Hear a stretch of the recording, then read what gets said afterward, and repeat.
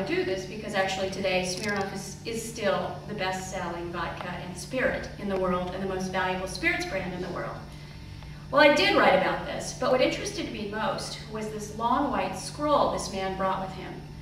And when he unrolled it, it turned out to be a Smirnoff family tree going back to the 1700s in Russia. And he began to tell me just a little bit about the family's story. Turns out Pyotr Smirnoff, who was the patriarch, was born a serf. So he was like a slave, he had masters, he couldn't travel without getting permission, he couldn't earn money without giving it to his master. Smirnoff actually wasn't a Smirnoff at all. He had no last name because serfs had no last names in Russia until they had a need to travel. So he was this guy who was uneducated, had no connections, had no money, and yet by the end of the 19th century in Tsarist Russia, he was one of the richest, most successful merchants of all time. And I found myself completely fascinated by the story and somehow in need of finding out how this man had done this. And it turns out it was quite this amazing rags to riches story, and ultimately rags. Smirnoff was a very brilliant man. He was lucky during the time that he lived. There was emancipation, there were reforms, there were some things that Tolstoy did, Chekhov wrote about Smirnoff. It was this amazing story, but what I want to do is actually tell you about one of the things that will show you what a brilliant marketer Smirnoff actually was. In the 1860s, before Smirnoff was anything, he just had started his business, nobody knew his name, nobody had drunk his vodka before, he realizes he needs to get the word out, and he doesn't have email. It is the 1860s. He doesn't have Facebook, he doesn't have Twitter. So here's what he does. He goes to this place called Kitrov Market in Moscow, which was one of the smelliest, grimiest, saddest places in all of Moscow. People would scurry around there, you know, half-clothed, rags. Women would sell rancid food that they would keep warm by sitting on their big kettles. So Smirnoff goes there one day and he rounds up 15 men and he brings them back to his vodka factory. He feeds them, he gives them some vodka, of course, and he slaps 3 rubles down in front of each man. And he says, here's what I want you to do. I want you to go out to the pubs in Moscow. I want you to go in and I want you to order yourself a Smirnoff vodka. And when the waiter says to you, I've never heard of Smirnoff vodka, I don't know what you're talking about, I want you to make a scene. I want you to say, how can you possibly not have this vodka? It's absolutely the best there is. This is an amazing vodka.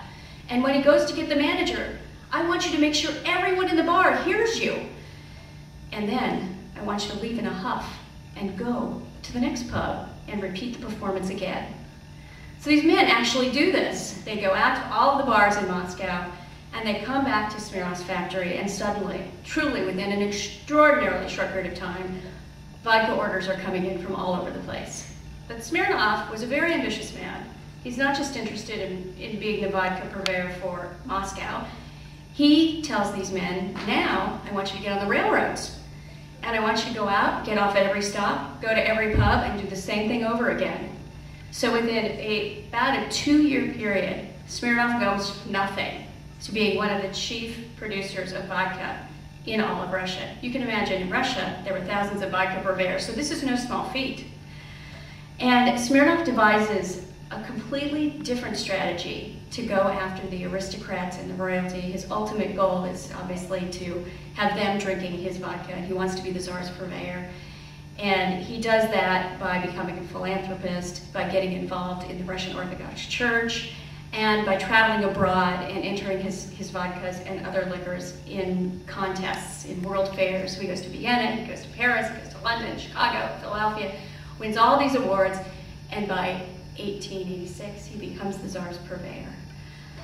It's a great story of entrepreneurship, of really overcoming all odds, truly all odds. I mean, you know, Chekhov called Smirnoff the peddler of Satan's blood, and Tolstoy was one of his chief foes. I mean, you can imagine in Russia, if Tolstoy says you're a bad guy, you must be a bad guy. And then there's the vodka itself. I mean, alcoholism was a huge problem in Russia, continues to be a huge problem in Russia. And that, in part, as well as the Russian Revolution, ends up being the demise of the Smirnoff vodka empire in Russia.